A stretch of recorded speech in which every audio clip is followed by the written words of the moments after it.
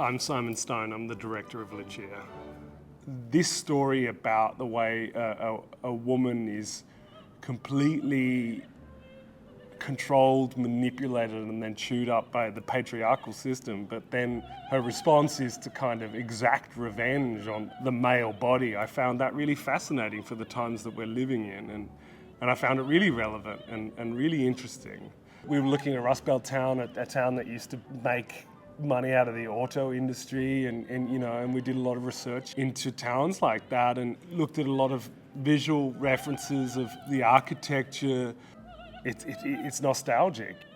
I think that the opera has a lot of scenes that would be written differently nowadays, especially if it's a story of a woman.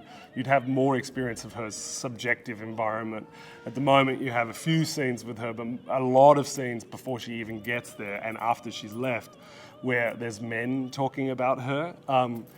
And that is kind of disempowering. So we created this environment with the Revolve and these cameras that we're using to keep following Lucia's story even while the men are talking about her future, making decisions on her behalf, and so that we make sure that we're keeping the audience on Lucia's side, even if the storytelling is using a male voice.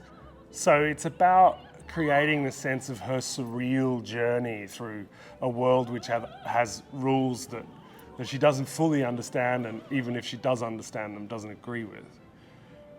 The story is very moving. It feels very relevant in the context that it's now in. It's an exciting evening for people who are watching opera for the very first time, because there's a sense of it doesn't feel old or dry or like a museum piece, but for people who know Lucia really well, it's an opportunity to see it from a different angle.